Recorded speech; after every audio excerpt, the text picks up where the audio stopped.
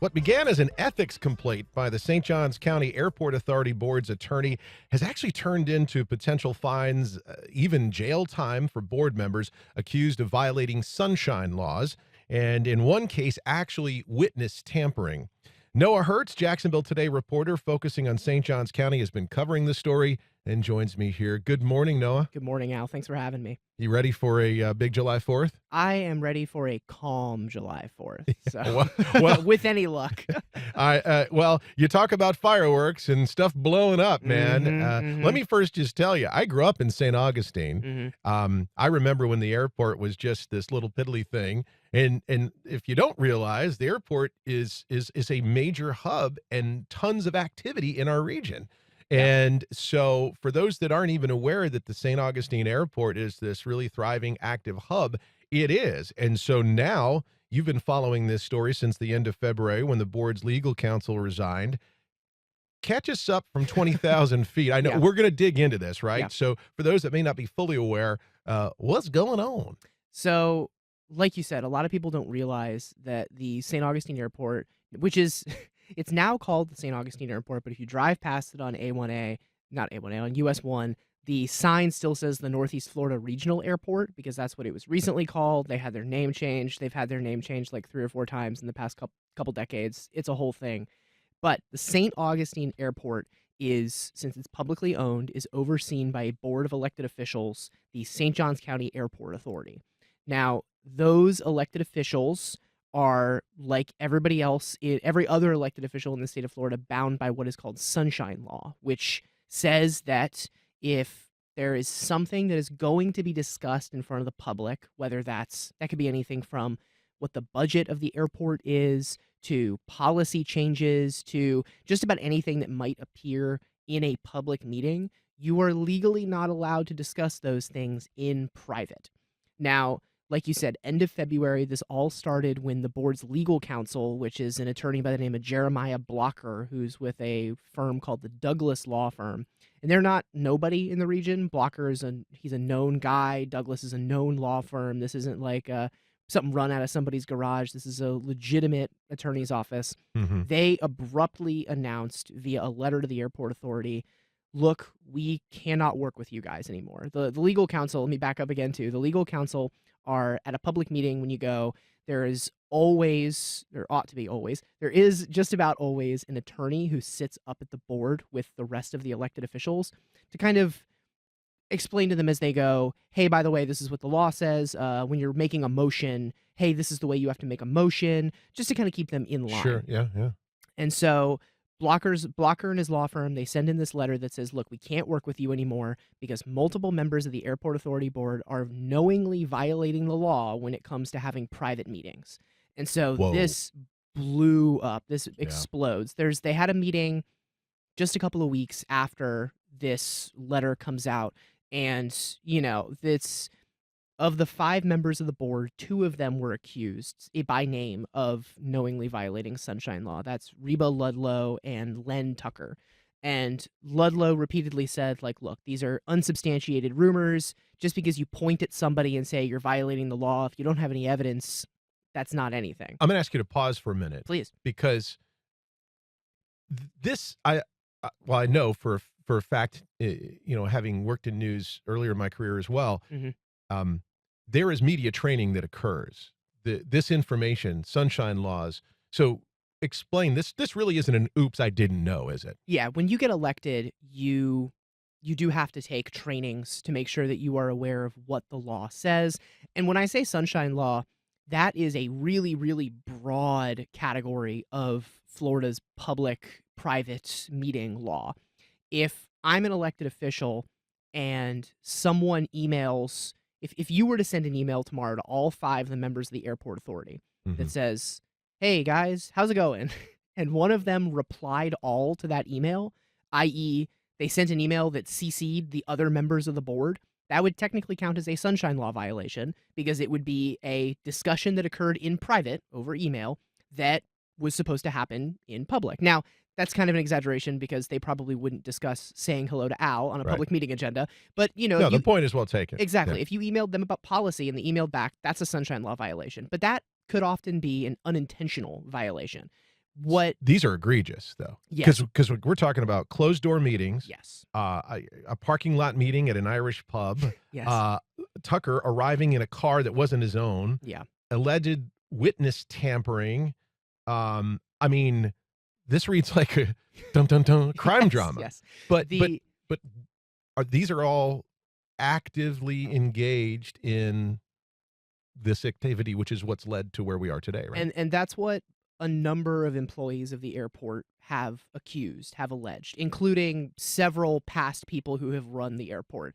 The bulk of the investigation's testimony comes from the current interim executive director, a man by the name of Courtney Pittman, who told state investigators that he was a part of a lot of these one-on-one meetings, or not one-on-one, but a lot of these meetings that should have happened in public. He initially told them, like, "Hey, look, you gotta get out of here. This is a sunshine law violation. We can't be having these meetings." But the way he frames things is that this was happening so frequently that it reached a point where he quit telling them to leave the room because he knew they knew that. These meetings, they would talk about anything from what was going to be on the agenda for the next meeting, at times pressuring Pittman to remove items from the agenda that they didn't want to discuss. Hmm. They would talk about policy changes that they wanted to see. A big one was about FAA mandated inspections of the hangars that tenants can rent at the airport. Yeah. Several of the board members really wanted those inspections to stop happening. And when Pittman said, like, "Look, I signed paperwork," Pittman says, he says he told them when he signed paperwork that said he was going to follow FAA regulations. He alleges that one of the authority members just kind of said, like, "All that's going to happen is you'll get a fine and a slap on the wrist if we violate this. It's not a big deal." So how did the state attorney get involved? What was that point? So the state attorney did get involved when the law firm quit. This all blew up, like I said, really quickly. When they had their early March meeting about this, it there was a shift in the room that was really interesting, where initially they were just talking about, what might happen. "Oh, he made these allegations. We need to just move on. We need a new legal counsel," to several people who are in the room pointing out, "Look, a state investigation is probably coming if it has not already started." And then the discussion shifts to, okay, who's going to retain private attorneys? What is the etiquette for handling this? Do we call ahead to the administration building just to make sure that state investigators aren't there interviewing somebody? So it all happened pretty quickly there. But I will note that it happened pretty quickly from the outside looking in. This I would wager that, and based on the testimony we saw, this has been going on since quite a while before late February. Action News did a really good job breaking this when it was first happening, but at the start, it kind of seemed like it happened really fast. Well, as you're unpacking this, we have Susan from Mandarin on line one here with us today. And Susan, tell us your question. Yes. Who pays these people who broke the sunshine laws? Who pays their attorney's fees as they're being charged with these things? Because a similar thing happened at the school board on July 1st. Dr. Bernier, the superintendent, said that the Office of General Counsel in Jacksonville has to defend people even if they know they were guilty of sin, which seems like an absurd thing. Either I misunderstood or he's just telling an untruth to try to get a bad Right. bill passed. So when somebody, that they're wrong, the city doesn't have to defend them, do they? Great question, Susan. Thank you so much. I will say that there's a couple things I want to unpack there. First is that since this is a public county board, the money that they have to spend, doesn't just come out of thin air. It comes from activity that the airport does. It comes from revenue that comes in like that. It comes from a little bit of tax revenue, property tax revenue. But another thing I want to point out too is that we are still a little early to say we know anybody is guilty. The accusations are definitely explosive, but they are currently just that. They are accusations that state investigators receive from, like I said, a number of airport authority or airport employees. But, I spoke with, of the three who were charged, I did my due diligence and I called all three of them, and two of them said they weren't able to speak. But the third one, Dennis Clarke, did have a conversation with me on the phone yesterday. And he said he maintains that this is all unsubstantiated rumors. So there will have to be a trial. There will have to be a discovery period and a back and forth about this. But just because it is explosive and there are individuals who have shared a lot in testimony, we don't know for sure that they're guilty yet. What's on the line here for these defendants? It's tricky. Florida law kind of draws a bit of a line, like I said, between unintentional and intentional sunshine law violations. Assuming not a, that's a bad way to start this. If what the accusations argue is found to be true, then these are not unintentional. These are very intentional violations. And if that's the case, we're looking at a $500 fine, possible jail time, or even removal from office. Two of the two board members who are not being charged by the state have already called for resignations by these three, saying, like, look, the only way we can restore public trust in this board is by, whether you guys are found guilty or not, getting you off this board. Because there was a moment during, I believe it was their March meeting, where Jennifer Leota, one of the board members who is not being charged here, made a motion to undergo, an internal investigation into all of this to find whether there was wrongdoing at the internal level as well. And that was voted down, including by the board chair, Ms. Ludlow, who did not recuse herself, despite, one could argue, a possible issue there with voting on whether to investigate things you have been accused of. Gotcha. All right. We've got gentleman online, Mark from St. Augustine. Mark, thanks for joining us. What's your thoughts and question today? You're welcome. First off, in the name of growth control, St. Augustine doesn't want any more Jacksonville people down here, so just stay away. Come down here for a day, spend your money, and then leave. We've got far too many people here. Stay away. But what I wanted to you're laughing, but I know you agree with me. I grew up in St. Augustine, Mark. I remember a time when I was like, hey, can we have a few more people down here? Come on, the mall needs you. So go ahead, man. Go ahead. Lay it on us. Well, I want to say, we're talking about St. Augustine, and that's, of course, egregious. Power corrupts, absolutely, I guess.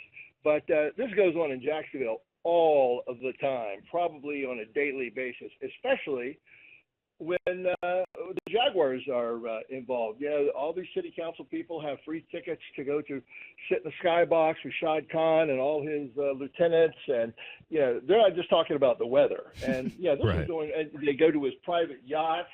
And they're not, they're talking about business and deals, and this is going on while they were negotiating the Stadium of the Future. And I'm sorry, but you're not allowed to do that. Don't go to these games. Don't go put yourself in that position. But like I said, it goes on in Jacksonville times 10 what is going on in St. Augustine. All right, Mark, thank you for your opinion. Appreciate that. Obviously those are Mark's thoughts and expressions and ideas, and we watch TV shows, and we don't live in a cloud of complete darkness. Networking is networking, but Noah, you're a news reporter. You're in the know as it relates to what's happening, not just in St. Johns County. You are in county commission rooms and yada, yada, yada. I mean, this really is a challenge when it comes to the Sunshine Law, isn't it? Yeah. And it's a fine line. It really is, yeah. And I know, especially when you look at somebody like at the Airport Authority, Reba Ludlow and Len Tucker have been friends. She told me they've been friends for 30 years. Yeah. Now you've been somebody you've been friends with for almost 40 years. You have to draw that line in the sand that says, all right, look, if I come over for dinner, we can't talk about this because it's potentially violating the law. And there's a very real argument to be made that you signed up for this. You were elected. That's what you signed up for. But it's true. It can be tricky to navigate this new world some people are thrown into of what am I allowed to talk about with people who are in the room with me. And that was one of the allegations that was made by a former interim executive director of the airport, was that, sometimes you get to these meetings and it seemed as if the votes were predetermined. And that is a point where the public is really impacted by potential Sunshine Law violations, because the way these meetings are supposed to work is that the public can attend them and the elected officials hash it out there in the public eye. The public can then get up and comment and provide their own thoughts and their own opinions. And it's really local individuals, people who voted, people whose tax dollars go towards these things, who are impacted when a board gets up there and says, "We have no comment. I motion to do this." And, people are impacted by that. It means that they have less of an impact in their government when elected officials do things like this. Thanks for the roundabout on that. Just close this out. What is the next that the public should be paying attention to?